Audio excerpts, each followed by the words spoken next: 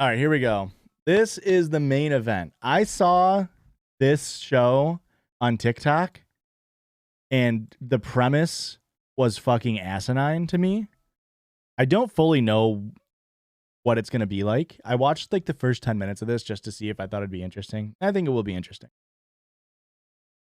But this show is called Supersize versus Superskinny. We're starting in season 5 just because I couldn't find like all of season 1. So we're going to start in season 5. I couldn't find all of season 1, 2, 3, or 4. But from what I understand, this is going to be a show. It's in the UK, which automatically makes it funny. We're going to have a little bit of bravophobia here. I don't know Haley.j. I don't know what this is, but I feel like it's going to be some fucked up shit because the premise of this is you've got, I think it's like 8 people. You have 16 total people. 8 people who are extremely overweight and 8 people who are extremely underweight. So content warning, EDs, body shaming, yada, yada, yada. And in the first 10 minutes of this that I watched, they really only talk about like the dangers of being fat. They don't really talk about like the skinny stuff. And like, again, I only watched the first 10 minutes, so we'll see. But I really want to watch this. I want to sort of dissect it from like, like a leftist viewer point or whatever. I want to see if they talk about like, the way they frame it, like, are they going to frame it on, it's like their problem? It's like their personal choices have done this. Are they going to frame it as a systemic issue? Are they going to frame it as like a monetary issue? Are they going to frame it as like, a burden on society? And I imagine they're going to frame it as these fat people are a burden on society and also feel bad for these skinny people. I think that's what it's going to be like, but that's my own personal biases coming into the show. So again, Gary Bear, thank you. Love you. Hey. Thanks, Gary Bear. All right, so let's get into it. Again, trigger warning, content warning for eating disorders and body shaming. All over Britain, serious dietary crimes are being committed. With an increasingly dysfunctional relationship with food at both ends of the scale, we've rounded up 16 of the worst offenders. We've brought them together for the first time to help them face the harsh reality of what their eating habits have done. But before they swap diets, they'll be paired off. Supersize. I've had something like you on a plate with chips before, versus Superskinny. You've got bigger boobs than I have a good one, Bernie Sanders. Each pair will be go be cunt at your therapy. In order to kickstart a new, healthier lifestyle. Everything's just so overwhelming. Give me something to eat now. Dr. Christian visits the fattest city in the States for a frightening snapshot of where us Brits are heading if we don't get a grip on our own obesity. Like, this is what I don't get. So we're a minute in. They've told us the premise of the show.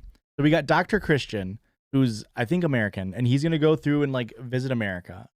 So it's a British show, but, like, America obviously is one of the world leaders in obesity. But they keep talking about obesity. And then they're just like, we also have people on the other end of the spectrum. But, like, we're only going to talk about how obesity is super dangerous. Like, I understand that, like, obesity is an epidemic and, like, all that stuff. And I imagine, I guess I don't know this for a fact. I imagine more people are obese than they are underweight. I guess I don't know that for a fact. I'm assuming that. But they don't even, like, talk about the other end, really, other than just, like, having them there. We see yeah, Dr. Christian. A lot of diabetes, high cholesterol, see a lot of heart disease. And do you think this problem's getting worse? Absolutely. And from body dysmorphia to disordered eating to exercise addiction, we're exploring the lives of 6 men and women who've suffered from life-threatening eating disorders. I have the torture going around in my head and the anorexic thoughts just screaming at me all the time. And we'll be revealing how to spot the warning signs if you think a loved one may be at risk. After all, it's not what you're eating, it's what's eating you.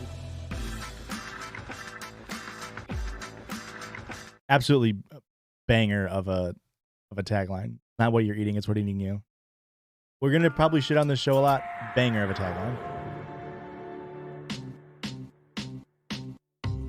By 2020, a third of us will be obese. However, in the US, they're already there. Experts forecast that within just 3 years, obesity figures will increase to over half the US population. And And where America leads, the UK follows. So to find out how and why things have got so bad, I've come to the... Okay, this is Dr. Christian. So funny because he even has the eyes like Christian. He's even just like talking like this the whole time.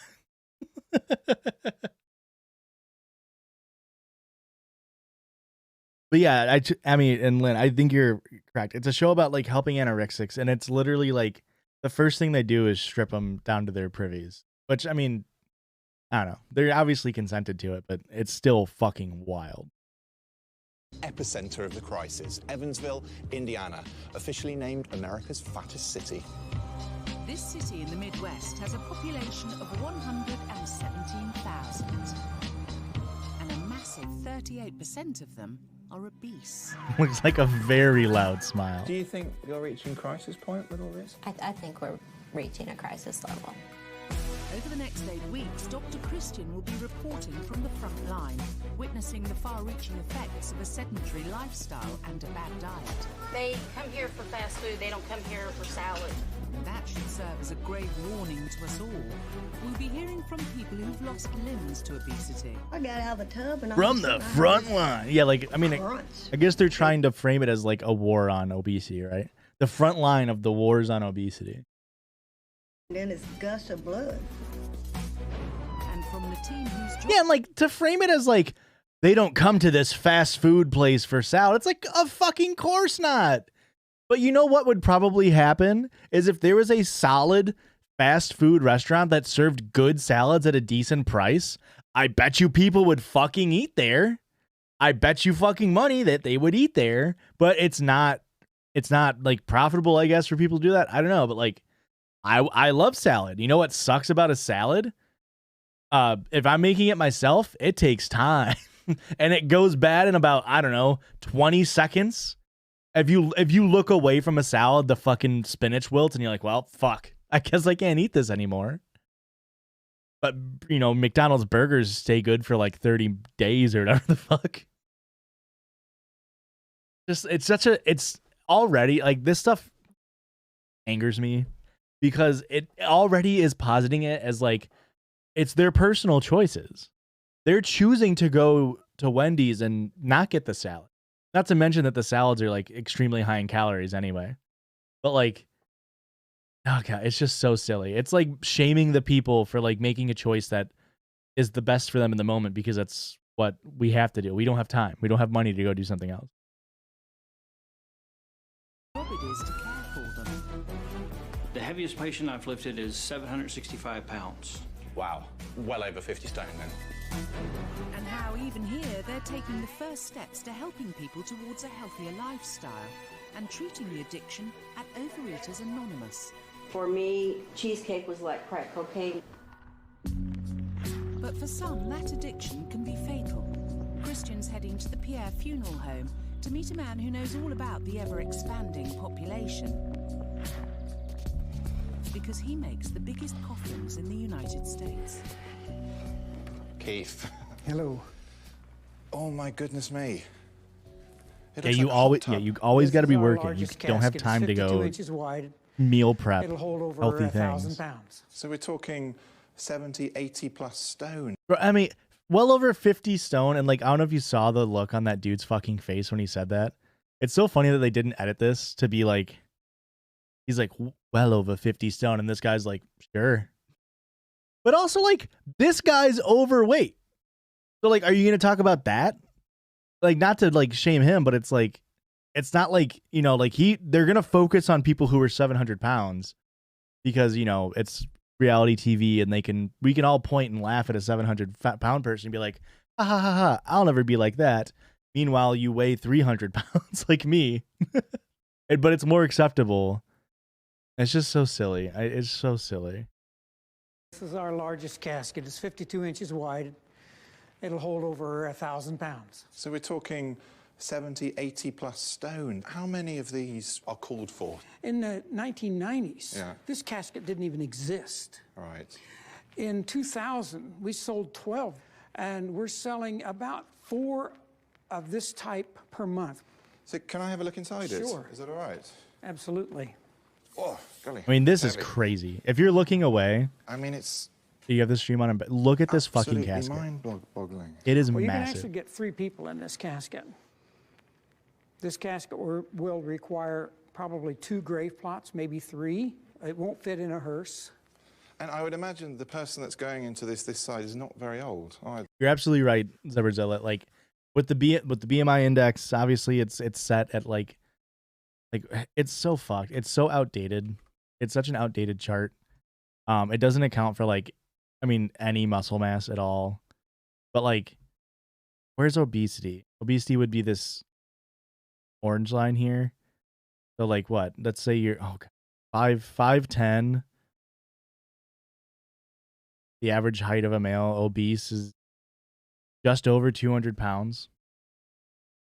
Like, that's insane. Is this? I wonder, and I'm not saying that there isn't an epidemic with like people being poor and overeating and everything.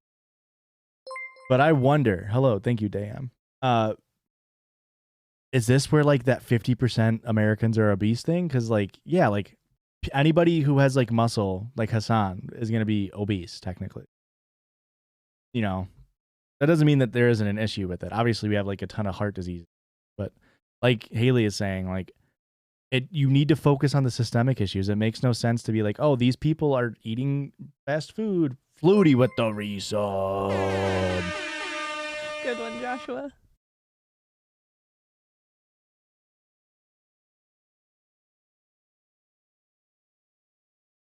Unfortunately not. The average age for my records is around 40. Yeah, and it's shock value, right? This is reality TV. A show selling like systemic issues isn't going to perform well because people that are 250 pounds want to watch a My 600-pound life video to make them feel good about themselves because they don't have time to like look at this and like, you know, they don't have the time, the money, the like proclivities to be able to do anything. And so yeah, you get to see the drama of it all. You don't have to think about like, oh man, that's not that far away from me. It's like literally the idea of like people thinking that like they're closer to being a billionaire than they are to being poor. It's almost like that type of thinking. Like, no, you're not that far away, bud, from fucking crashing down, being poor.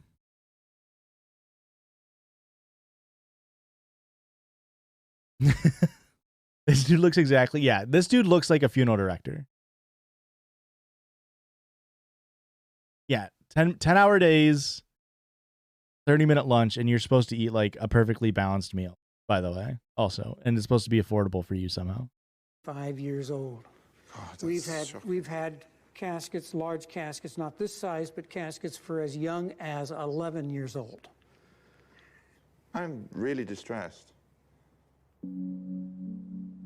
We are going to see the first generation that is not going to live as long as their parents lived because of this. When you tell me you've seen 11-year-olds,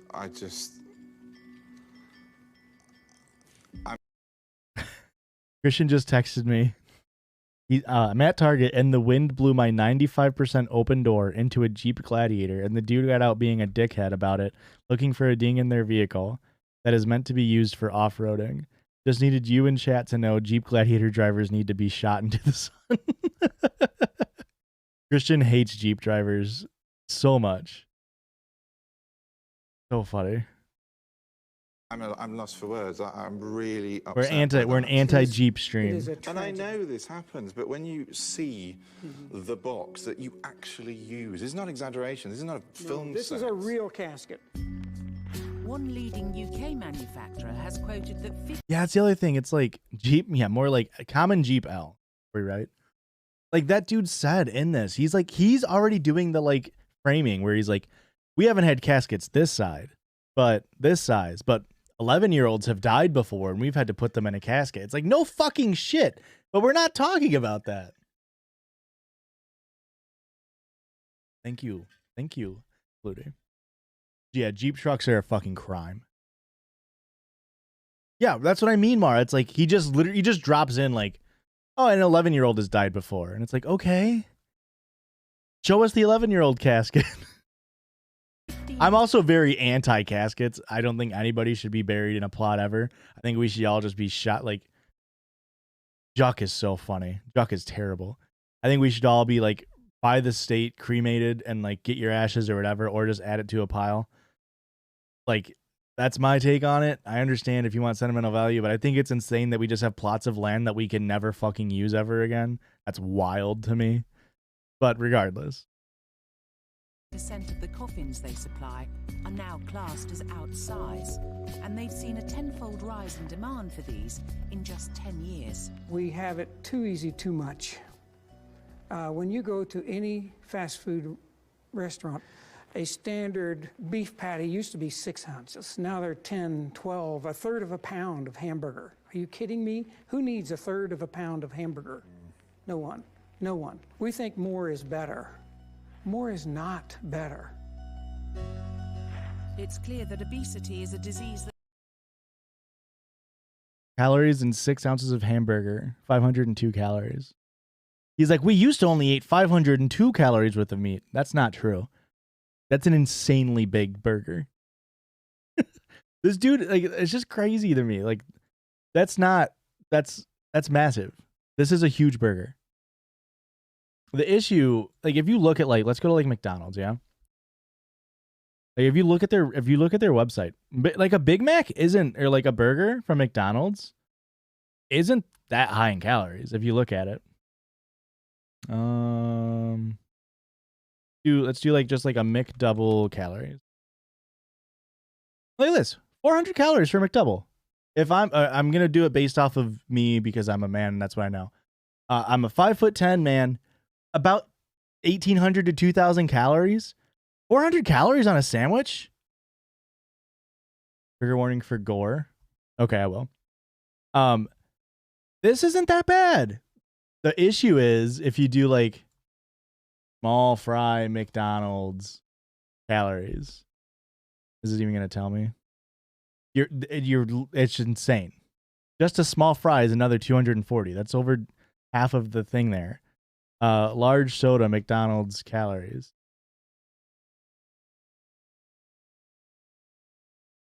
$380 calories. That's the same amount of calories as the burger. And you can't just sit there and be like, we're eating too much meat. No, it's because it's cheap. It's because it's cheap. Yeah, there's no way anywhere is selling a 12-ounce patty. There's no fucking, unless it's Five Guys. Trigger warning for gore. Are you talking about because of the like the diabetes stuff? I can't do gore. I feel like that's gonna flag us. Trigger warning for what's another word for gore? I feel like Twitch is gonna flag if I put gore.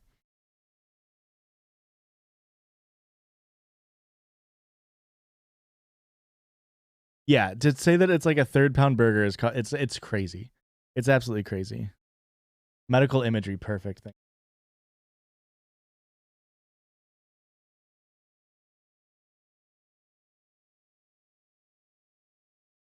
Yeah, there was close-up as of a whole. That is correct here. That has far-reaching effects. Is this coffin flop? Yeah, shitwood busting. Shit, what is it? It's shitwood busting onto pavement. Back in the UK, Dr. Christian wants to make sure we don't end up the same way as the US. With dietary abuse at both ends of the scale, he's bringing together 8 Supersize and 8 Superskinny, who need to ditch their fatal feeding habits before it's too late. The first step is shock treatment, facing their opposite. Yeah, they definitely didn't do I got ED in the title. I got ED, body shaming, and medical imagery. They didn't do him any favors in the outfits they decided to put him in. They are not flattering outfits at all. Fuck yeah, Bernie Sanders. Let's fucking go. We love ghosting our therapists. To find out exactly what's eating them, Dr. Christian sizes them up before deciding who goes with who. So they're pairing up Helen, a big person with a small person. I don't know why yet, but they're doing that. That's what's going on here. I'm going to match you with Elaine. Hello. Nice to meet you. Thank you. God, you're so tiny. I'm not being horrible, but do you know what I mean? I don't want to be rude, but I've never seen anyone like that until today. I mean, you could have a baby in there and wouldn't know, would you? How much weight do you want to lose? About 1.5 of you. Elaine's tiny and I'm really big, so worlds apart. You've got such a pretty face. You can see the body dysmorphia taking place currently. Like, they're both envious of the other person and thinking it's so crazy. It's so crazy to put all these people in a room like this. Like, there's no way this is like helpful. There's no way this stage here is like good for them. For either of them. Thank you. It'd be lovely when you lose it. Yeah, you have a pretty face. You'd be. She just said you'll be lovely when you're not fat. She literally just said you'll be so beautiful when you're not fat.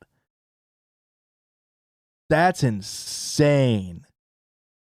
That is crazy. You cannot. That's fucking wild. Like, what is she supposed to say? You're going to be beautiful when you put on a few? Because that's also fucking rude. Yeah, it's fucking terrible. God. Whereas for Elaine, food is just an inconvenience. By pairing them up, I'm hoping that these two will learn just how extreme their eating habits really are. And I'm with the fucking resub. Let's go, baby. It's the middle of the night, and while most of us are asleep, something's stirring in Loughborough. Why do they have penis music on? It's 37-year-old Helen Simpkin. I'll wake up at 2 o'clock in the morning and I'd go for some crunchy nut cornflakes with cream on and sugar. I'd then have some... This is, I think, so this is season 5. I want to say this is from like 2014. Supersize versus Superskinny. First episode, okay, it's 2013. The first episode was 2008.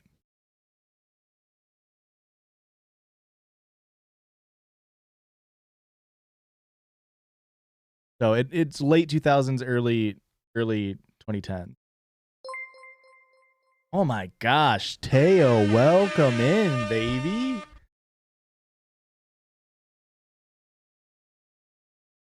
Yeah, it's people. The super skinny side is people with I guess they haven't said, but people who are like underweight and it's not healthy, and then the other side, the super size, is the people who are overweight.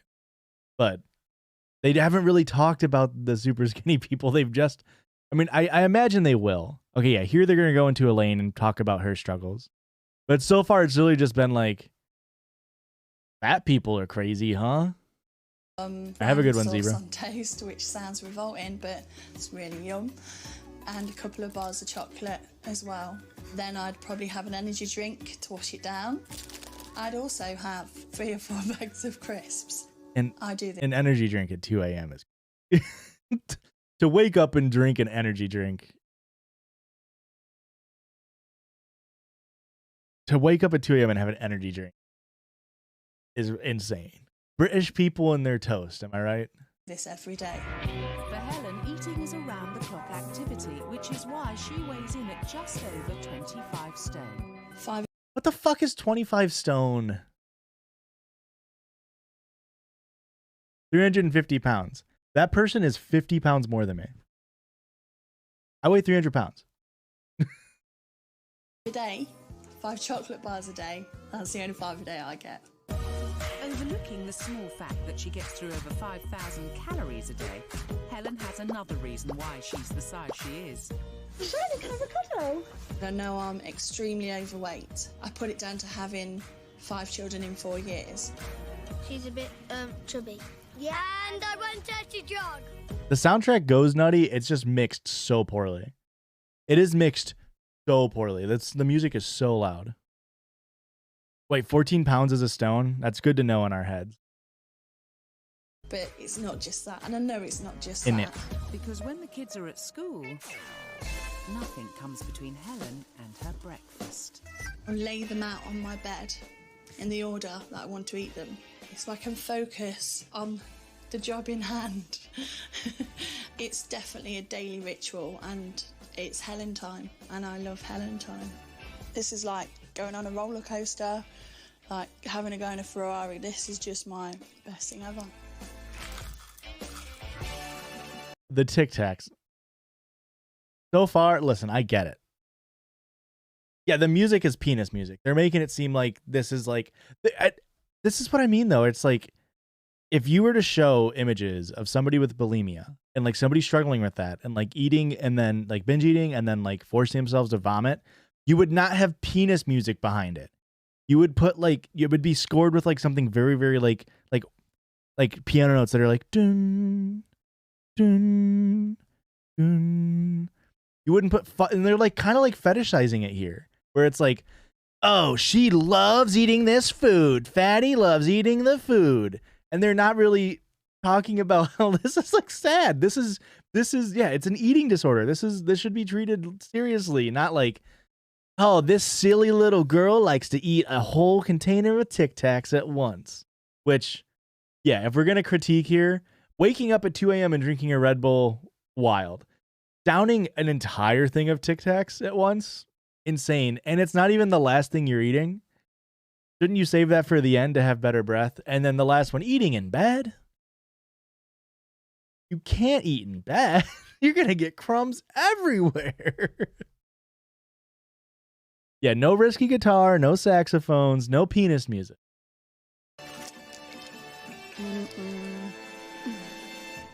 And the food rituals don't stop there.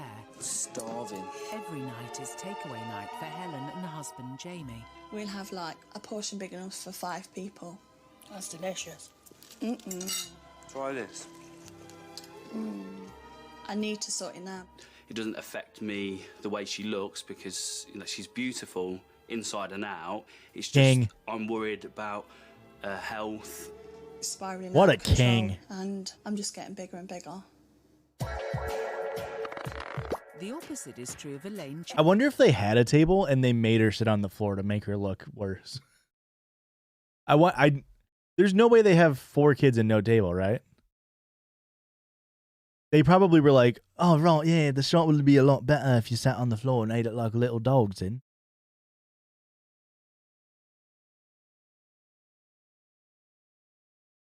That's true, Haley. You're saying, so like, they're showing more footage about heavier people that portrayed as constantly eating compared to people who struggle to eat. I guess that's true. Like, you can more easily show somebody struggling with overeating than it is like struggling with undereating.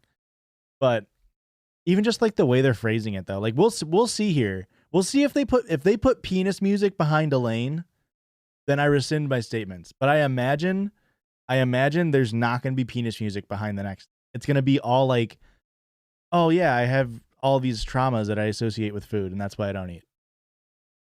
And instead, when it doesn't even say her name for the food rituals who we were just watching, they don't talk about like her trauma with food. They're like, these silly little rituals, while they're just like, boom, down. Chapman from Kent. At just £6 stone 5 pounds, food is off the menu. Instead, she's got a serious tea habit. Okay. We got silly, goofy music. I probably drink 12 to 20 cups of tea a day with 2 sugars in. That's what keeps me going. I do like my cup of tea. And when she does eat, Elaine's portions are tiny. I'm trying to make myself eat more. If I'm at home, I'll always have a cheese slice for lunch.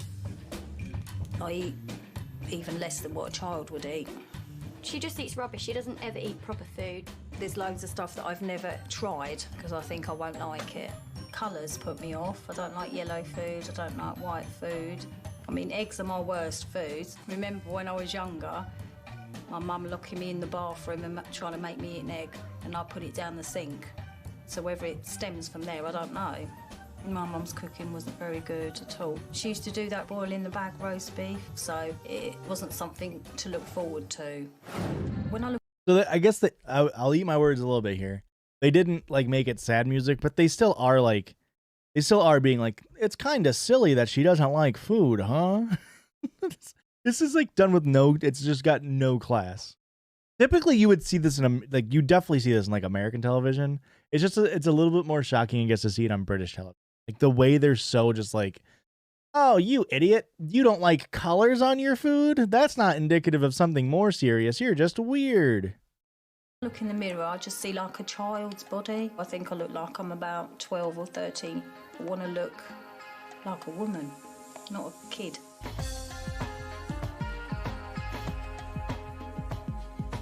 To be honest, I don't often shop for clothes, and when I do shop, I normally end up shopping in I the swear that music was from children's Glee. department, because they're the only things that sort of fit No, I don't me. know Jeremy I Kyle. like to just shop in a normal shop, just buy a size 8. Wait, or a didn't he size just die? 10, not a child's size. What's up, Davey boy?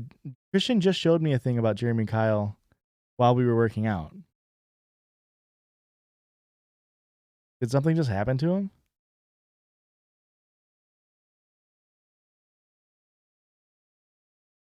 I hope he is that. Is he a bad person? Well, it's for a 9-year-old and it fits me perfectly. Well, in fact, there's a bit of give in the waist still. I mean, I'm 49 years old and I'm still wearing children's clothing. It just makes me feel pathetic, really.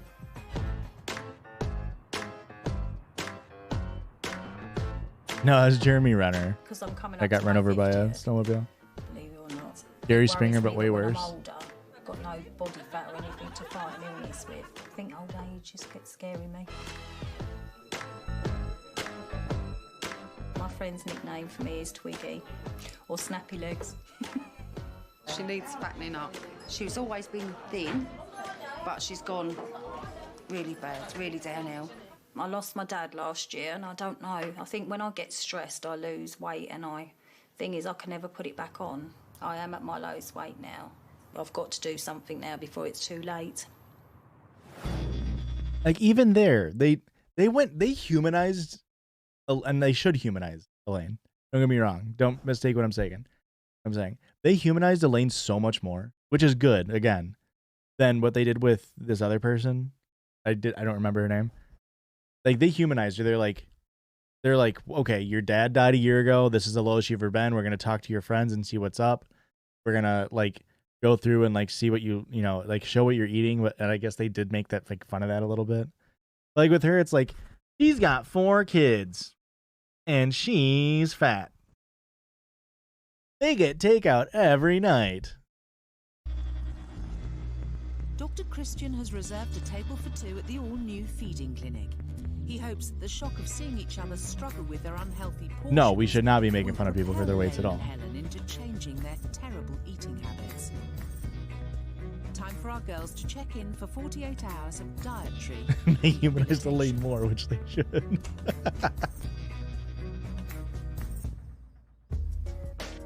I've never seen 600-pound Elaine. Elaine is around 3 stone underweight. As a result, she's putting herself at risk from osteoporosis. Why do you eat so little? What's going on? Doesn't interest me. It just doesn't interest me at all. But that doesn't really matter whether it interests you or not, does it? I mean, you know you need food. Food is your fuel. Food keeps you going, whether it interests you or not. I don't get hungry very often. Have you always been this way, or is this sort of gradually developed over time? I think, no, I've never really had a massive appetite. Man's I explaining think I how eat food right. works. Don't know. You Obviously, don't. I don't. You really, really don't. I mean, looking at your food diary, you eat nothing. You eat like a mouse. At the moment, you are just running on stimulants. That's what's keeping you going. But it's not fueling and it's not repairing. Do we know what kind of doctor Dr. Christian is? Is Dr. Christian a medical doctor? I hope not.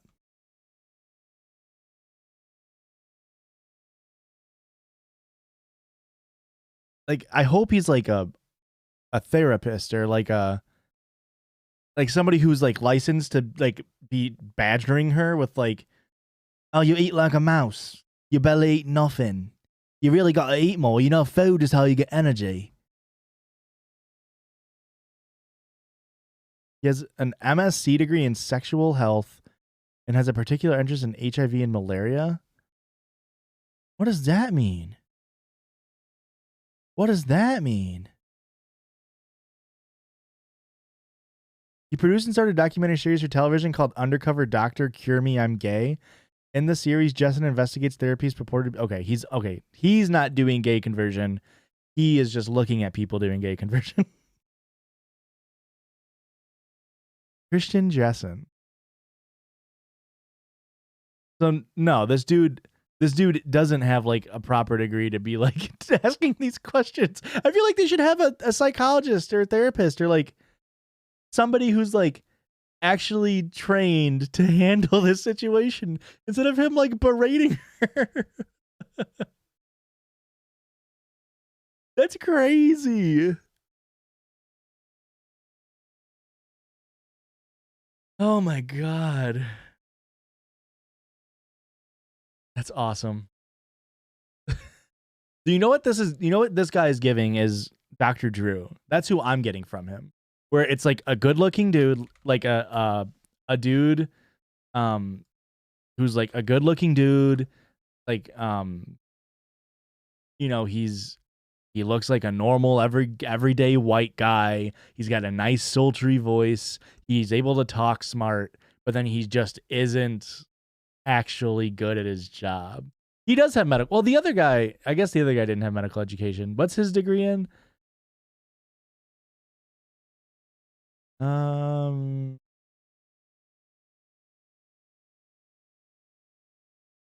don't know what his degree in, but I don't know. It's just like, it doesn't feel good. And it's not growing your body. That will not last forever. Eventually, you will cry. Oh, look at that. They have the BMI chart right on screen. They're going to show him the fucking BMI chart and be like, this is where you need to be. Helen, on the other hand, gets through an average of 5,743 calories a day. That's 20 days worth of food in a week. She's a staggering 15 stone overweight. 20 days worth of food a week? Did she say that right? Gets through an average of 5,743 calories a day. That's 20 days worth of food in a week. She's a staggering 15 stone. Huh? Helen's supposed to eat 300 calories a day? What is going on? Am I mishearing that? That's 20 through an average of 5,743 calories a day. That's 20 days worth of food in a week. Oh, 20 days worth of food in a week. So times 7. That's still probably more than she should. I mean, it depends on her activity level. That's more than I'm supposed to. Sorry. I thought they were saying 300 calories in a day. She's a staggering 15 stone overweight, putting her at risk of heart disease, strokes, and diabetes. I mean, you know fully well, as you lose weight, your symptoms like your knee pain and your back pain will improve. Yeah. So there's all sorts of reasons why you need to be doing this, aren't there? Your kids will be affected by your weight. Yeah. Won't they? I think they are now. You think they are? Yeah. Do they sort of copy you in their eating They habits? did. They did have a stretch sound effect. I wouldn't say they copy me, but if I've got things in the house that I have, they'll know where things are, like chocolate and stuff. You see, I find that interesting. We don't need to body shame Dr. Christian. We don't need to body shame just because he's an ass. Yeah. Your mum had a kind of little special drawer full of goodies. Yeah. That you weren't allowed. Yes. Yeah. And you said, when I'm older, I'm going to have a drawer that I can have all my stuff. And you're doing exactly the same thing to your kids. Yeah. One of your children is getting a bit of trouble at school, isn't he? He is, yeah. He's slightly overweight and he... Now, we can say he has a punchable face. That's not body shaming. That's stating facts. We can say we want to hit him in the face. That's not a threat. That's just saying what we like. It's just a desire. That's all we can do. We can't say he's got weird ears. We can say, I want to give him a knuckle sandwich, if that's enough calories for him. He gets picked on, but not only that, they say to him, your mum is fat. Mum is fat, and, you know, it really upsets him. And he gets into fights over it. And that's really upsetting for me. That's one of the major reasons why I'm doing this. It's time for Supersize and Superskinny to swap diets. The first meal is breakfast, which for Helen is often leftover takeaway from the night before. On the menu this morning, egg fried rice, noodles, beef in black... Helen seems great. Like, I mean, Helen and Elaine, like, they both seem like they're coming at this from, like, a really, really healthy viewpoint. Like, they both are saying, I have an issue. I know it's negatively affecting my life. Please give me help. But the show, like, the narration and the show writing is very, very, like, victim, I guess is it victim blaming? It's like not really discussing like why they're eating like this outside of like maybe throwing in like trauma responses. And then Dr. Christian is just not the guy to be doing this. Like he is just gonna, like, if they actually just fucking swap diets right now and they make Helen eat a slice of cheese for lunch, she's gonna go into like a fucking diabetic shock. Like she's not gonna have enough calories and her body's gonna fucking shut down. So there's no way they do that. Bean sauce and sweet and sour chicken. Are you hungry? No. Oh. That looks fucking 2 cans fire. of energy drink, a bucket of prawn crackers, and to finish, some chocolate. Well, that's what I normally have. Versus 2 cups of tea. So I've got absolutely no breakfast. That's it. That's it, yeah. Why would you just have this? That's all I need. Is that because you don't have time, or? No, I've got time. Don't feel hungry? Yeah, they're in the same house. They are both sharing the same house, and I guess they're living together while they're in this. Oh, Dr. Christian is gay, but he endorsed Boris Johnson. That's awesome. Hey, that's capital, baby. Money fucking talks, baby. Yeah, and now the wacky adventures and exactly. Imagine having an ED on either side of this scenario, whether you're Helen or you're Elaine. And now, you can't really blame Helen and you can't blame Elaine, but they're both gonna be like, "Why are you doing this?" the entire time, which is only gonna make them feel like shit. The entire time, be like, "What the fuck? Why do you do this?" Yeah, and exactly, Flutie. You can have people who go from one end of the spectrum to the other. But every single time, like, she goes to eat breakfast and she just is offered 2 cups of tea, she's gonna be like, "Elaine, I fucking hate you for making me only drink 2 cups of tea." Definitely not now. That's heaven to me. That's just gorgeous. So you don't have toast or cereal or anything in the morning? No, darling. Beans on toast? You'll have beans of toast or crumpets? A spot of tea and crumpets with your tea? Spot of toast? Beans on toast? Blood sausages? What else do fucking British people eat? British people, we do need to remember, British people are not real people.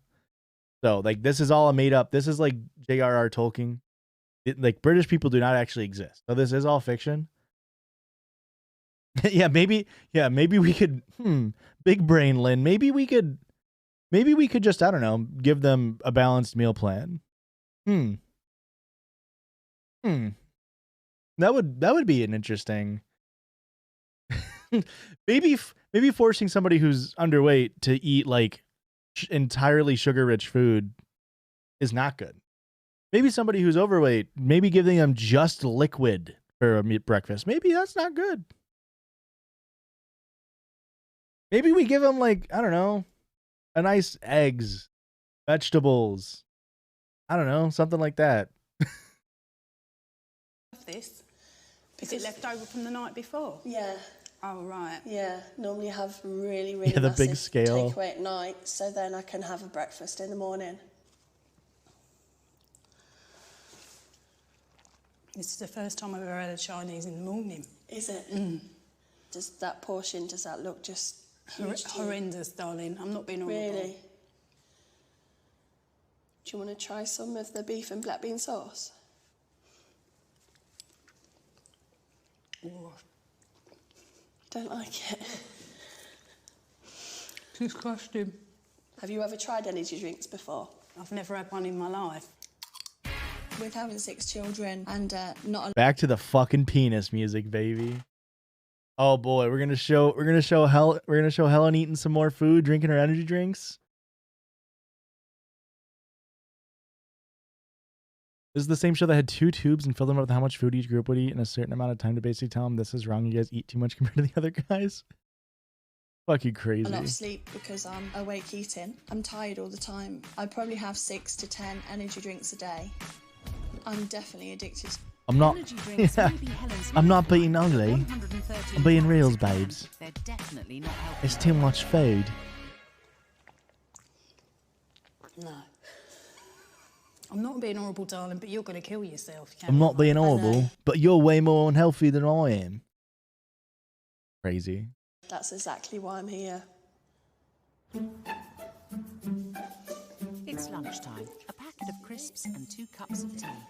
Oh, you're kidding me. Versus 8 chocolate fingers and a couple of energy drinks.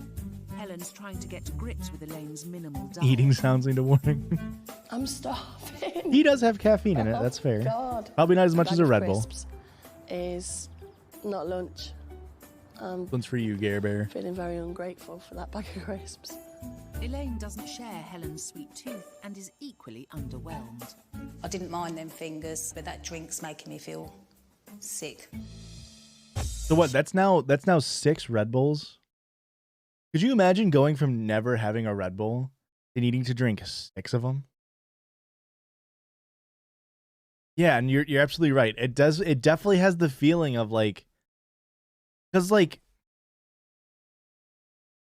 Helen is like getting all of like the food put in front of her, and she's like, I guess this is what I have to eat to be skinny is nothing.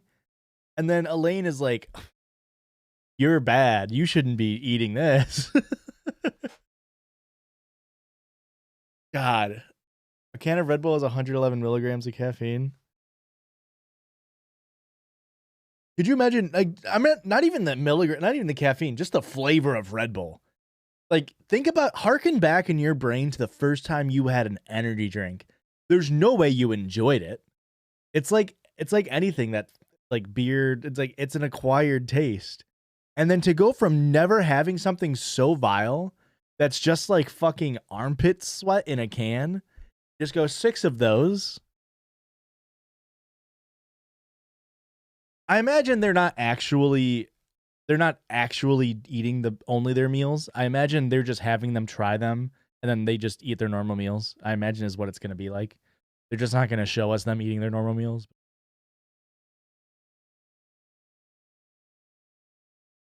The show wouldn't exist because this is season 5. We have to remember this is season 5.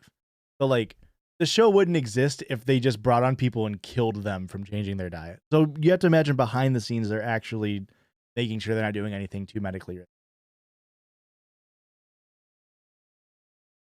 When I was in high school, I probably drank around like a pack of soda, like 6 12-ounce cans a day.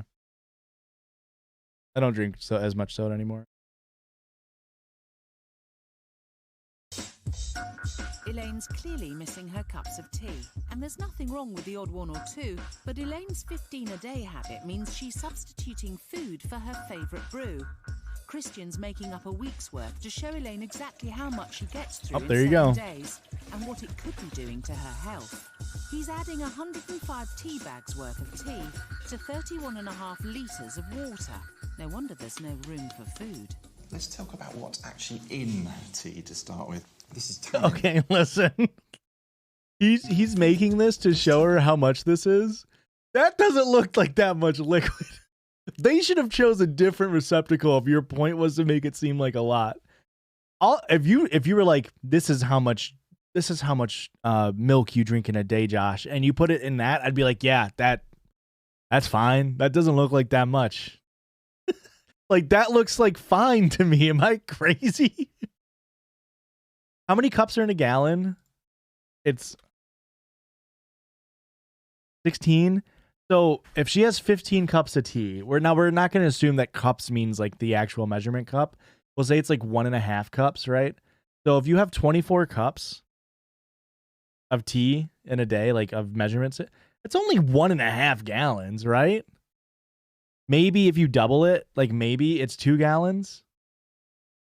Like that's not that crazy. I mean, obviously it's that she only drinks tea. But my point is, like, if you were trying to be like, look at how much you had, if you just put up 2 gallons of tea, I'd be like, okay. Yeah, maybe I'll cut down to 1.5. I don't know. That's not that crazy. I think there's 7 seasons. I could be wrong. Season 5 was the only one I could easily find all of the episodes for. About what's actually in tea to start with. This is tannin, or tannic acid. And this is the thing that gives tea its sort of very characteristic flavour. Drinking too much tea on a really poor... They're doing that bullshit thing where they pull it all out and make you look at it. If you pull anything out that's a chemical, it's going to look gross. Tannin reduces the absorption of iron from your food. And as you don't have a lot of iron in your diet anyway, this is going to be affecting the amount of iron in your body. No. The other reason why you drink tea, apart from the tannin, which gives you the taste, is the caffeine, which gives you the boost. The longer you leave your tea bag in your cup of tea for, the more caffeine your cup of tea will have in it. If you leave your tea bag in for, say, longer than 3 minutes, altogether, out of your 15 cups of tea a day, you're going to be well above the recommended daily amount of caffeine. The next thing that you add to your tea is... sugar. Elaine gets through an incredible 210 teaspoons of sugar a week in tea alone, which is over half her entire calorie intake. Subtitles? There are no subtitles. Hang on, let me download it.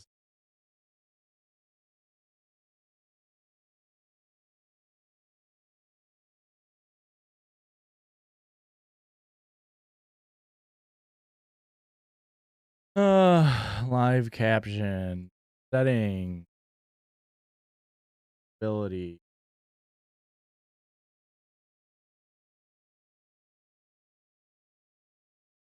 That is an awful lot of sugar. Are you surprised? Yeah, seen it like that, I am. There's no real nutrients that help repair your body, boost your immune system, build you, help you grow, help you get over illnesses. You're just running on empty calories, on sugar, nothing else. Milk will give you some goodness, some calcium, some vitamin D, but that's all. And if that hasn't quite got through to you, then I'm going to show you the actual medical implications of not having enough iron in your diet. So the first one, this is a condition called coiloonychia, Oh yeah, more medical things here. which basically means a spoon-shaped nail. It's disgusting. And that is one of the effects of iron deficiency. What's wrong with that? Like, obviously it looks, you know, it's got discoloration. What's a spoon-shaped nail and why is that bad?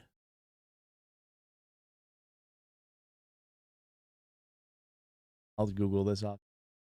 Like, that looks like a normal shaped nail. Am I going crazy? Oh, a spoon-shaped nail curves up.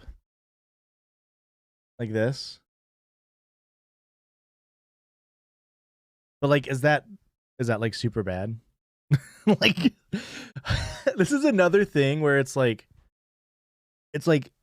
again, I'm critiquing their methods. I don't think that he doesn't need help, but it's insane to be like, if you drink all this tea, your thumbnails will go up a little bit.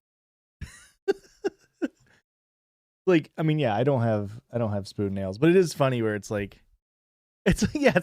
you can never be a hand model if you do this. Like, I just feel like there's better methods. So it has a very significant effect on the body iron, but its most important function is carrying oxygen around your body. If you don't have enough iron, you get very, very anemic, makes you pale, makes you tired, can give you chest pain, palpitations, and funny shaped nails like that. Can also do a couple of other rather nasty things to you. That's a very sore, angry, red tongue. It's a condition called glossitis. So you lose all the little wiggles and bumps, and actually often your taste is really altered, so food becomes very bland tasting and boring tasting. This can be very painful, the tongue can get really enlarged, and it can also get massive cracks and fissures in it. It's very unpleasant, just caused by not having enough iron in your body. Now, as a woman, you have increased requirements for iron because you have periods every month, so you lose iron through that. So actually you need a little bit more iron than, say, I possibly do. Okay, and if you're drinking that much tea and eating as badly as you're eating, you are almost certainly going to be iron deficient and not necessarily far off developing something like this. Okay. What about this over here? This is That's really... even more scary. This does feel like Dare. This does absolutely feel like Dare. Where it's like, I mean, it's the same thing, right? it's the same like conservative liberal like approach to, it's like the war on drugs. Like this is like the war on ED, where it's like not, it's just not effective. It's not an effective way to do it. They literally, you know what's really funny is when they were talking to Helen, they pointed to her being a kid, and she told them this story, I guess, of when she was a kid, her mom had a drawer of sweets that they wouldn't let her get into. And now that she's an adult, she has a drawer of sweets that she doesn't let her kids get into. And they were shaming her for that, to be like, do you understand how that breeds a potential eating disorder? And she's like, yeah. And now they're doing it to these people where they're like, we're going to show you all of the bad things and like not allow you to do it. It's like, it's the same thing. You just shamed them about it. Well, again, iron deficiency, one of the other symptoms of it is it can cause brittle nails, we've looked at, but nails and hair are very similar. So it can also cause hair loss. And actually, a lot of women can start to feel that their hair is becoming a bit thin and brittle, and often just putting them on an iron supplement is enough to get the hair back in shape again. So again, you know, from a pure looks, vanity point of view, iron is really important for how you look. Nails and hair matter, don't they? Yes, I do. So did you know that? No, I He does. This is all new to you? Yeah. Elaine does look like she has very healthy. We'll say that. She's got some good hair on her. Yeah, Dr. Christian is literally going straight towards right now. Like, you won't be hot if you don't eat. So maybe, have you thought about needing to be hot? You ever think about that? So far, they've not addressed with Elaine any serious medical issues. This is especially with women. This has been entirely vanity, right? Am I missing something? They aren't talking about how, like, I guess for a second the narrator mentioned that she's at risk for osteoporosis. But like Dr. Christian didn't say that. But when it comes to Helen, it's like, oh man, heart disease. You're going to die early and your kids are going to be left alone. I hope, if I ask you, you haven't actually suffered any of these problems. No, not yet. And the good thing is, you know, this isn't permanent.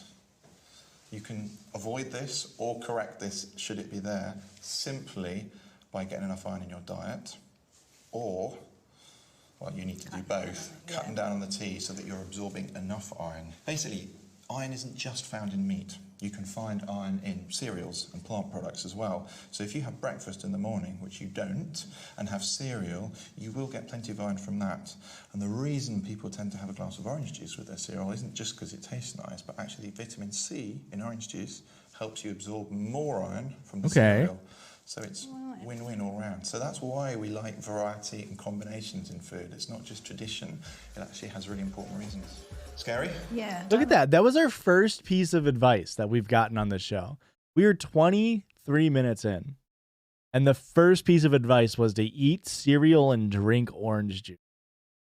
My man literally said, hey, you know what would help? You know what would help? Have you ever seen this? This literally was like, have you seen this? Which, of course, is wrong. We all know that this was made in the 70s to help further corporate interests. But the man literally was like, it took 23 minutes for Dr. Christian to be like, cereal and fruit? Bread and fruit? Have you tried eating? Because you could try eating in the morning, and then you won't be as skinny. Thoughts? Or else you'll be ugly. Not look at that at all. Good. It's made me think I am going to cut down on the amount of tea that I do drink. I still drink it, but just not in the quantities that I do now. 24-hour binger Helen Simpkin and teaholic Elaine Chapman are settling down for dinner in the feeding clinic. And for Helen, it can't come soon enough. I'm starving, love. Yeah. Bless you. How are you feeling? I'm feeling really, really shaky and not too good. Nothing to chew on yet, Helen. Okay, that was an insane move. And I'm not gonna zebra. Hey, fuck yeah, baby. Thank you for the sub. This is an insane move. I'm not going to sit here and pretend like I haven't eaten an entire fucking pizza. That's not what I'm saying. But you have to do the song and dance of like, I'll take 4 slices. And then I'll come back if I need more. And then you go and you get 4 more slices. But this is an insane move. Yeah, why plate it? Just eat it. You don't need to take the plate over. You're making dishes. You have to do the classic. It's like when you make like a frozen like Jack's pizza. You cut it in half as if you're only going to eat half of it. And you're like, just half of the pizza, please. And then you go and eat all of it. And you're like, well, that's not going to keep well in the fridge. So I may as well just eat the other half. Not too good. Nothing to chew on yet, Helen. It's a bowl of vegetable soup and 2 cups of tea versus a 14-inch pizza and more fizzy caffeine. That ain't big, is it? I'm starving. Do you want to eat this or can I chuck it at you? I'm laughing, but I'm cross. And Elaine's experiencing something new. I actually feel hungry, believe it or not. Oh, Elaine's eating the pizza. Interesting. Do you? Because I've not had any tea today, I think that's what it is. I can't eat this. This is just like... Well, it's just soup, babe. It's just like dirty dishwater. It's nothing. It's flavourless and... Can't eat it. It's horrid. And I ate it. Give me something to eat now. Helen's being pushed to her limits, but seeing what Elaine was faced with is having the right effect. It's made me realise that my portions are way too big. If I bought that pizza, I would have bought it for 3 of us. But there's no way in the world I could have ate the whole thing. No, it's enough for me today. Sorry, Elaine, not quite done yet. 3 hours after dinner, Helen appears with supper, kebab. 114-inch meat lovers pizza from Pizza Hut. 3,760 calories.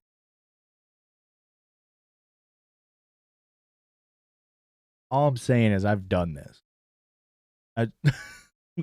This has been a night for me. And chips and onion rings. Supper. Just try a little bit. Is it that bad? Yeah, it's horrible. it's a very good point. Bro, this is so... If I was that hungry and I had to watch somebody else eat the food that I wanted, I would be... I mean, she did say she was cross, but I would be fucking yelling. I mean, this is like day 1, I imagine, still. So maybe they're not going to get into it yet, but I would be so crazy.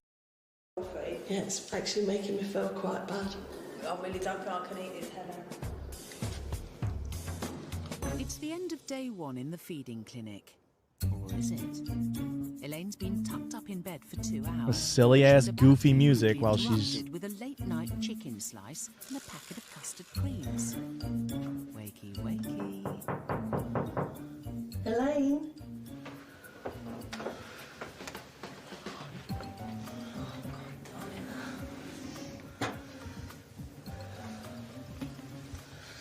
Oh, God, what's the time? About 2 o'clock. You don't. That's what I'd normally have to eat, and a couple of more energy drinks. Happy eating. No, I can't believe that she would have a pizza and then the kebab, chips, onion ring, and then this in the middle of the night. Well, I'm really shocked, but sad for her. Okay, but now show Helen talking about how she hasn't eaten anything.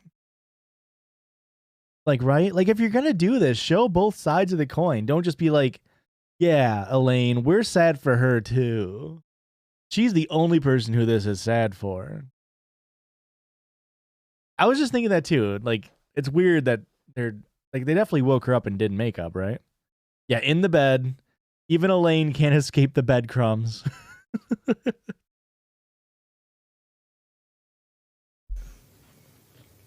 This is it till the morning, isn't it?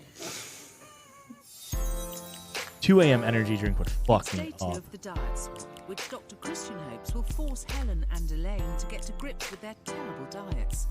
It's lunchtime, and Helen's first solid food since entering the clinic. A ham sandwich and a packet of plain crisps. Wait, so are they actually switching diets? The narrator just said this is Helen's first solid food. There's no way, right? They're actually limiting their fucking diet. That's insane. I don't know how the fuck she hasn't passed out.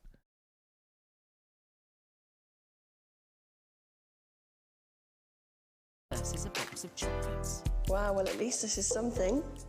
I think mine's better than yours today. Look She at has a- that. There's a It's not too decanter of bad. Red Bull. That's so funny. Wonder if they couldn't like show the logo or something. Trying hard enough. I've nearly finished mine, and you've had 3.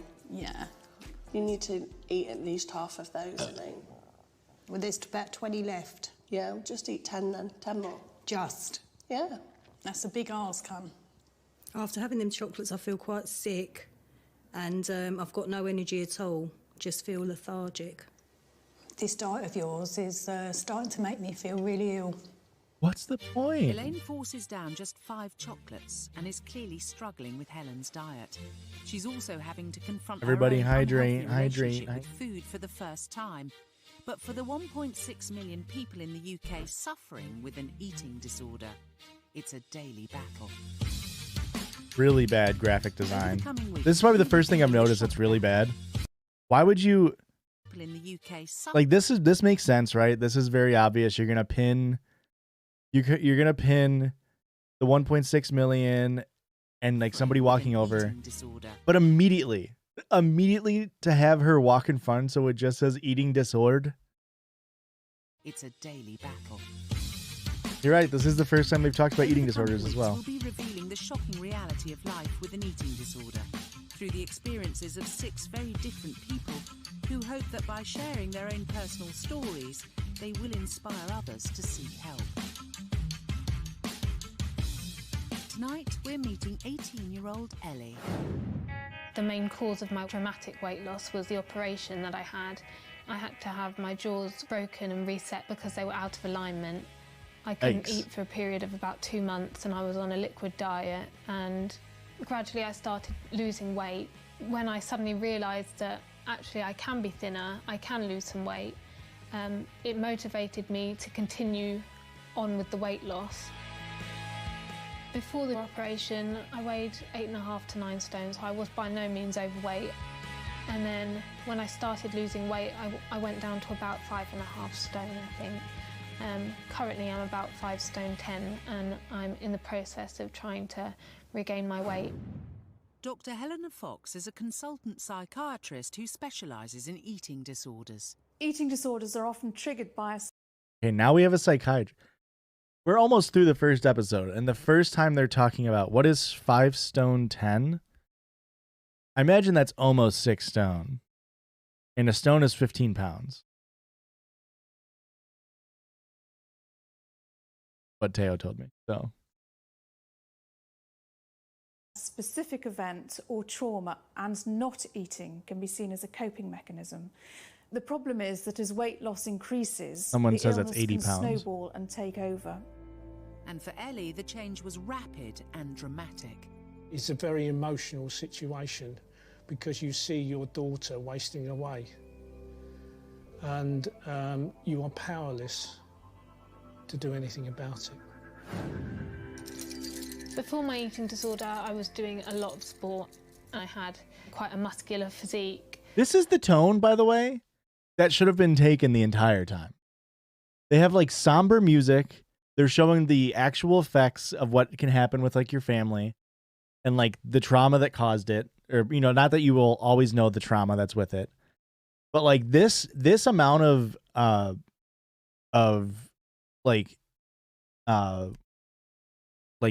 this wasn't given to Helen or even Elaine. Even they both were like getting made fun of the entire time. What are we watching? It's a show called Supersize versus Superskinny. It's a British show where they've got They keep saying they're going between 16 people and 6 people, but it's about eating disorders. But it's fucking dog shit. A focus on how they look and how they... Yeah, exactly. With them, it was all like looks-based, I guess. But with this, it's like actually talking about the negative effects, for now at least. But like the nice somber music is like... This is the tone that should have been taken. And I think this contributed to my eating disorder because I felt very self-conscious about my build. Once Miss Sporty, now Ellie doesn't have the energy to do anything. Sport means everything. Also insane for the producers to be like, okay, go to a gymnast or like to a gymnasium and we're going to make you sit there and look sad that you can't do this anymore. This is an insane thing for the producers to put them through. To me, and I really miss it. And without it, I feel lost. For Ellie to get back to doing what she loves, she made the brave decision to leave her sports science course at university and focus on her recovery.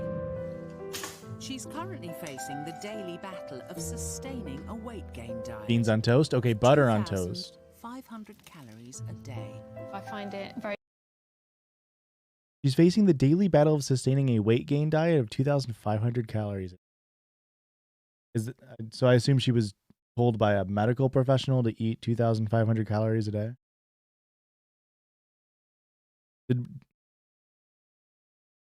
That seems like a lot. Like it's 2,000 calories. 2,000 calories a week, either plus or minus, will roughly translate to 1 pound of fat. Roughly. Depends on the person, obviously. For somebody like, what is she? She's probably, if we take like the average of like a 5'5" woman.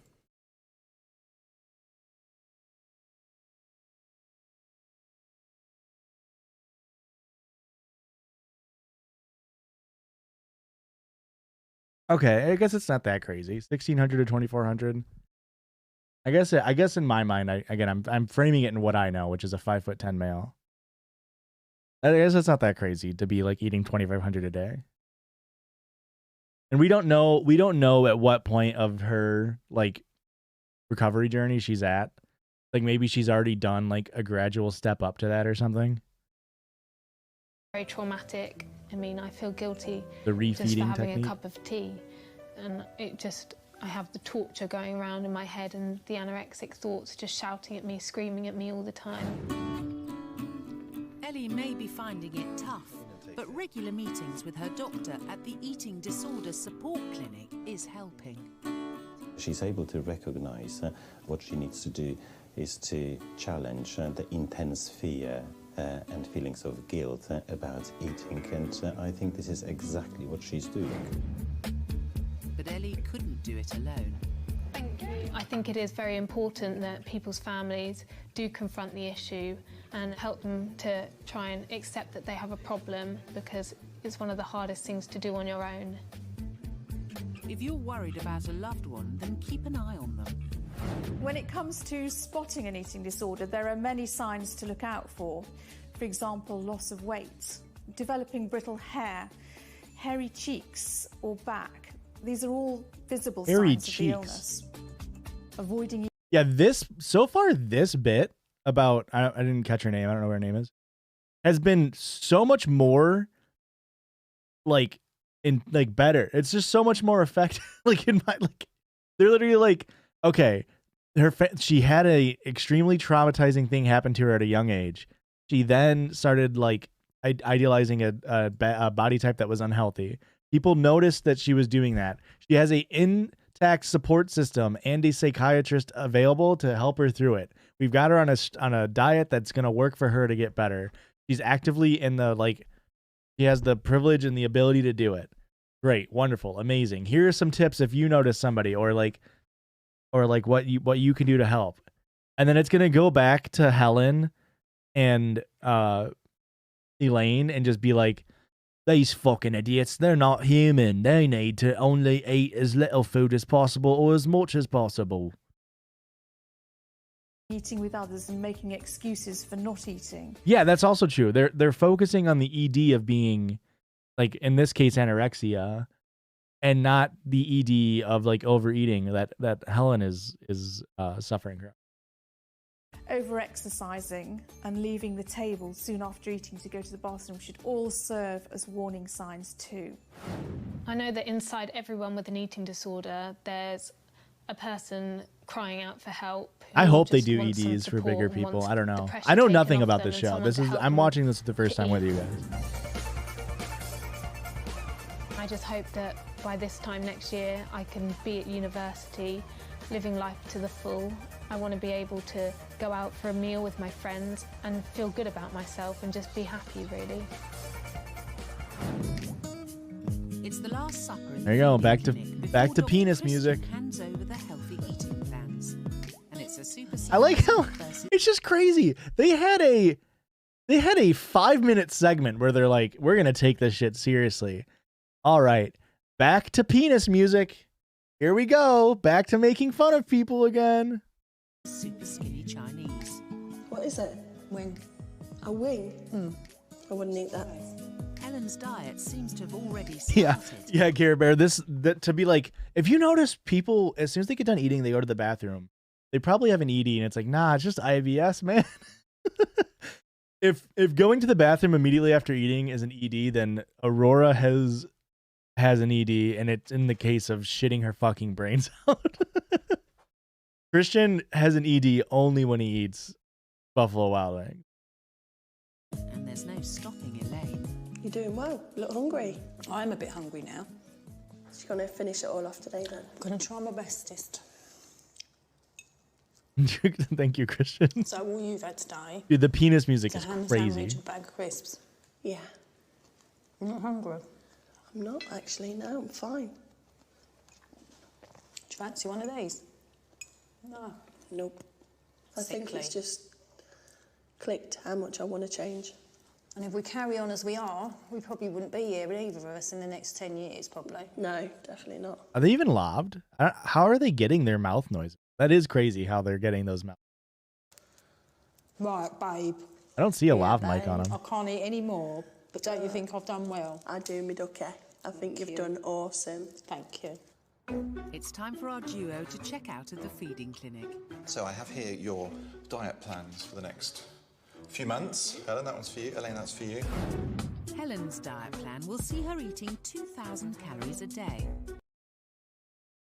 So what did they say before? She was at like 5,600, right? Was that what it was? It was like 56. I have history on. It was like 5,600. I feel like cutting 3,600 calories a day. Zebra, you missed 5 minutes of them giving actual advice to somebody else. It was insane. This 5-minute section was like actual good advice.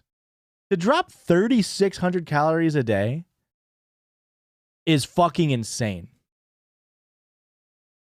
Oh, this is a sneak peek. This is a Pretty Litter ad that I wrote a script.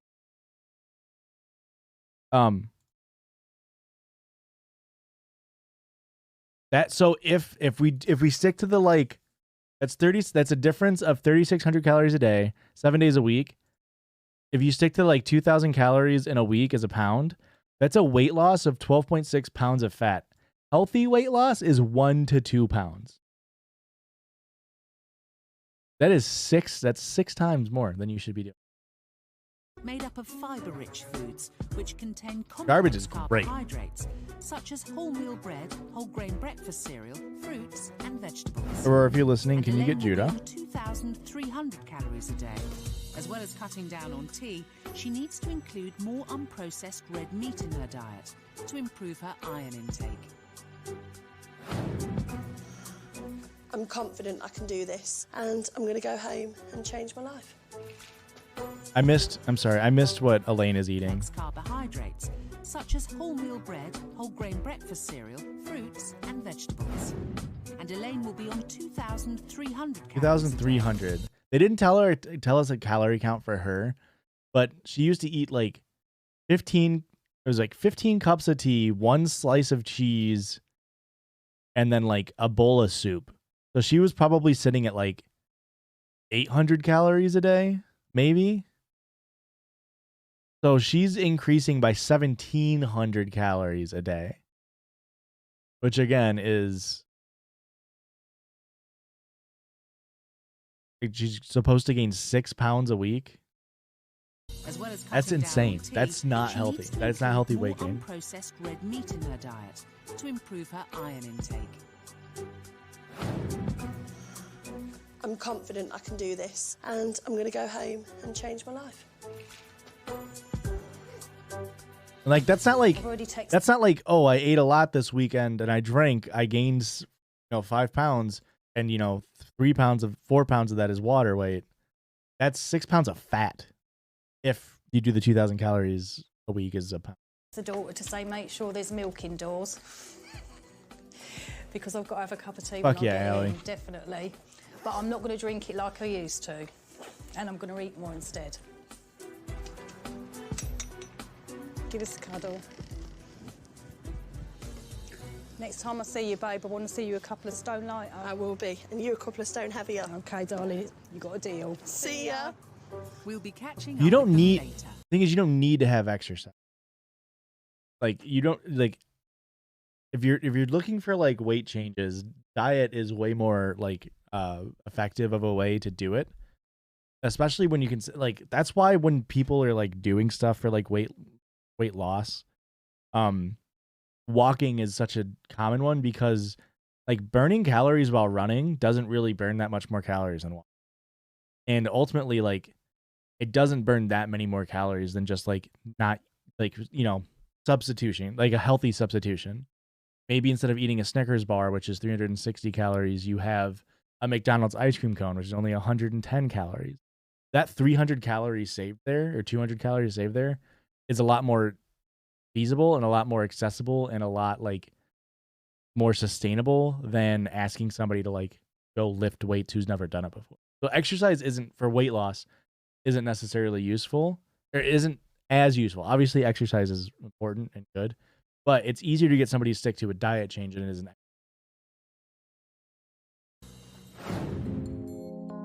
This series, Dr. Christian's on a mission to target the obesity crisis. The skinnier girl, I guess I don't know. I'm not very versed on like gaining weight.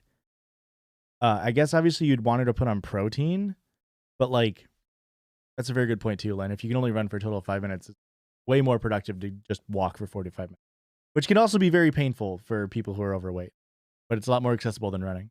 I don't know about weight gain. I don't know the benefits. I imagine working out would be very useful, but for weight gain, because right, you want to build like muscle and make your metabolism get going.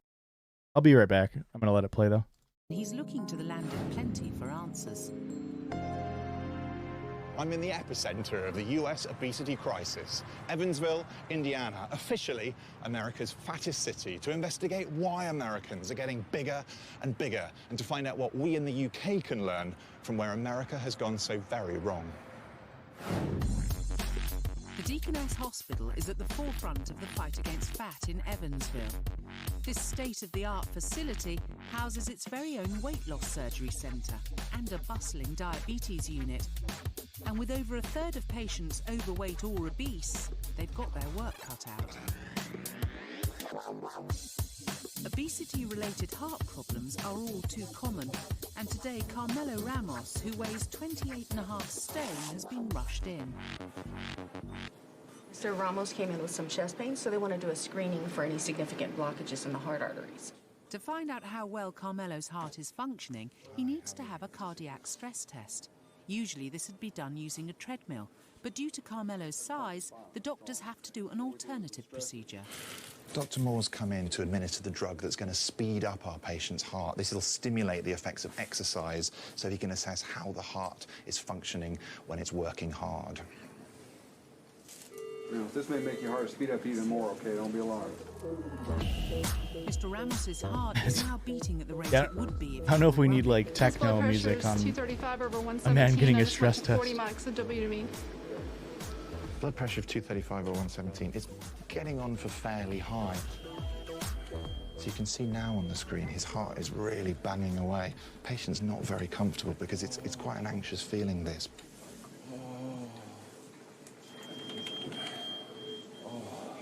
rate you're paying for me right now, 0 to 10?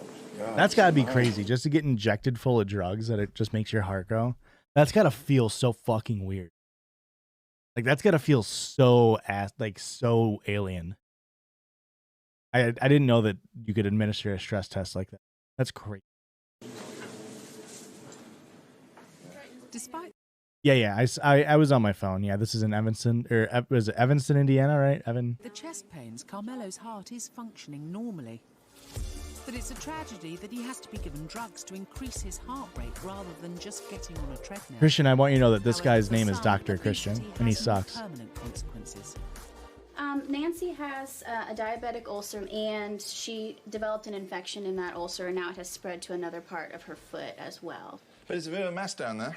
Yeah, it has been. And you've got a toe missing. Yep, one toe missing. And your whole ankle is very deformed as Why did they show it for a second and they're like, okay, no more. We'll give you 20 frames, and then back to blurring it. well. It's sort of all gone over to one side. And this is, I presume, what we call a Charcot joint. Yes, she's had some structural changes in her foot from damage to the nerves from diabetes. And how old are you? 55. Do you feel young to be getting this? Oh, yeah. Do you think there's something you could have done to stop it? I don't know. I think I might could have I stopped might it. try to switch it Has if I have a diabetes fast problems, enough obesity reaction time. problems It's got pretty more common gross. since you've been here? Big majority of the patients that I see are So you're obese. getting busier? Yes, definitely. Sometimes it feels like a losing battle. It can be frustrating to deal with patients that don't seem to be helping themselves as I'm trying to help them. Okay. 85. So they just asked a nurse, somebody who is like objectively overworked, underpaid. Do you hate your patients? In front of the patient, they're like, hey, do you hate your patients? She's like, yeah, I fucking hate them because they're useless. And they're just going to let that exist as part of the show and not talk about like the material conditions that allow these patients to get there and like how the system is fighting against them. And then once you're immobile, you can't like, it's harder to work towards like getting better. They're just like, no, they're fucking idiots and they should die. And I'm a bad person.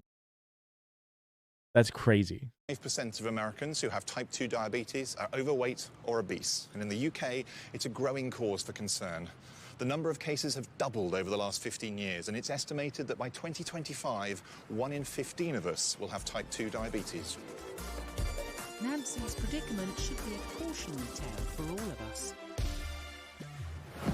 It's been 10 weeks since midnight muncher Helen Simpkin and tea addict Elaine Chapman left the feeding clinic. Yeah, and you're at a hospital, which means it's the people that are in bad spots, but also like they're supposed to be getting their medical attention. And it's just crazy. America's so fucked. I mean, this show is also fucked. But like you can't really blame the nurse. You can't really blame the nurse for feeling disdain, right? Because again, very overworked, underpaid industry. I mean, you can blame the nurse a little, but like it's just asinine framing that they're allowing to happen. All right, so now we're back to Helen. Let's see what's going on here. It's time to find out if they've stuck to their healthy eating plans. I'm extremely nervous about today in case I've not lost much weight. However, in myself, I feel better mentally and physically. How has it all been? Tell me. No chocolate, no sugar, no energy drinks. That's huge for you. Yes, it is. People used to say, like, oh, if you're depressed or you feel a bit low, it's because of all the sugar and the rubbish that you eat. And I never really believed them. I thought, no, it's not. But, you know, 3 weeks into eating healthy, I could tell a huge difference. Really could. I'm so pleased to hear you say that. And you look great. Thank you. I got a question. All right. And Christian and I know we've talked about this. Is there science to support, like, eating shit makes you feel bad? Or, and this is our hypothesis, is that you have internalized, like, that you eat like shit, and therefore it makes you feel bad because of, like, internalized fat phobia. And then when you start eating better, you feel better because you're just eating, like, you're not eating the shit. Like, is it like is it like a psychosomatic response? Or is it actually eating bad? Like, just makes, you know what I mean? It might be a little bit of column A, a little bit of column B. But like, this is like whenever somebody goes on like a new like fad diet and they're like, no, I started doing this new fad diet and I feel so much more energized and like so much better. And it's like, yeah, it's because you're sticking to a diet and you feel good about yourself, right? It's not because you're eating sticks of butter and raw meat. I don't think that's the cause, but I'm sure I'm not going to pretend like I know, but it just seems interesting. One of the things that I found very poignant that you said to me was the fact that your weight was really stopping you being a mum and playing with your kids. Is that starting to change too? I'm not afraid to get down on the floor now and just mess about. And we're going swimming next week as well as a family. Excellent. I've never done that. You've never done it before? Never. This is from Columbia University. The GI scale, which goes from 0 to 100, measures the amount of sugar found in the blood after eating. Refined foods such as white bread, white rice, and soda trigger a hormonal response in the body, reduce blood sugar levels, can also cause or exacerbate mood changes, fatigue, and other symptoms of depression. Refined grains associated with increased risk of new onset depression in postmenopausal women. There's a lot of like may and can and like only in this specific subgroup. So it doesn't seem like there's a ton of evidence supporting this. It definitely feels like it's more of like people being like, oh, I just eat better because and now I feel better because I'm eating better because I'm doing something. Are you looking forward to it? Really am, yeah. I'm quite nervous. I don't want to let anybody down, but I'm happy I'm here. Can't wait to see Helen again. Elaine, hi. Hiya. Welcome back. Thank you. Good to see you. Nice to see you too. Tell me how it's all been. Oh, interesting. You were, I didn't know what Maintenance Phase. Maintenance Phase is a podcast about debunking fitness and wellness scams and nonsensical nutrition advice. That's very funny. That's really funny. It's been okay. I've struggled at times. What sort of changes have you made then? I'm eating about 6 times a day now as compared to 1. That's brilliant. It is for me. That's a different person Yeah. talking. And so tea-wise, what are you down to now? Well, I was on 15 to 20. I think I'm on about 10 now. So you have cut down? I have. Not out? Not out, no. But it's I don't no think I longer could. substituting food, is it? No, it's not. You're eating properly, and that's the important thing. Yeah. Good, I'm delighted. Thank you for your help. Time for the ladies. Is tea that bad for you? Like, I know we did the whole thing before about like it's really bad for you, stop doing it. And he talked about like the iron absorption that it does. But like somebody like, is tea really that bad? Like, is 10 cups of tea that bad for you? Like, I feel like again, if you look at like 10 cups of tea, you're still looking at like that's like maybe a gallon. And it's mainly water. So like I don't know.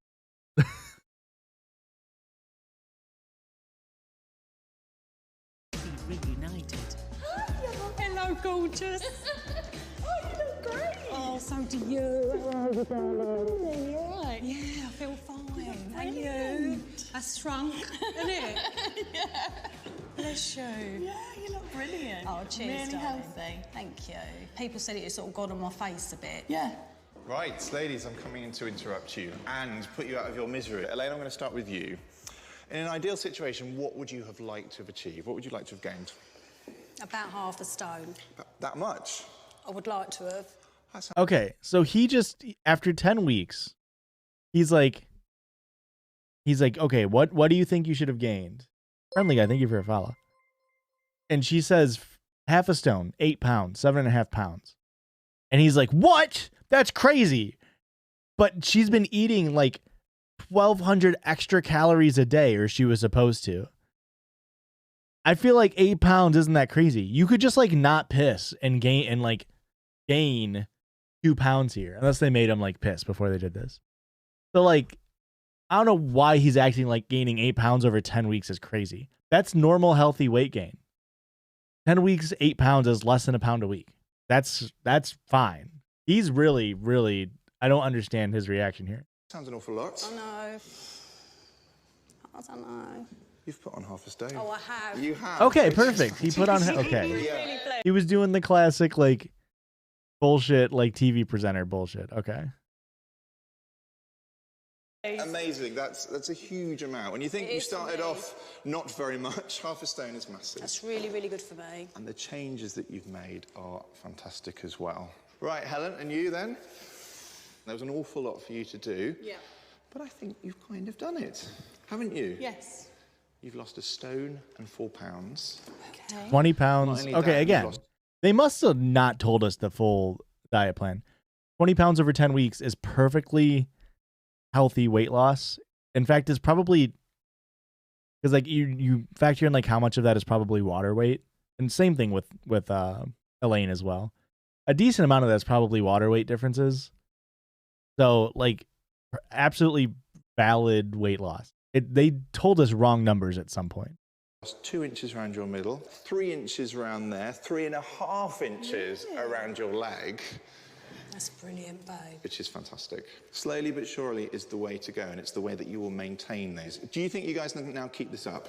Definitely. Is this the way forward? Yeah. Good, that's all I want to hear, and I'm really proud of you both. Well Thank you. Thank you. Well done, darling. Well done. I'm really, really chuffed with myself because I have struggled at times, but now I know it's been worth it. And that's only in the course of just over 2 months, so think what I could do in a year. My kids will be really proud of me. They'll be really happy. I'm definitely going to carry on. I'd like to put a stone on altogether, be about sort of 7.5 stone. I know it don't sound a lot, but for me it is. It's loads. The way that I used to eat before was horrible. It was no way to live. I feel brilliant now, fantastic, and just really positive about the future.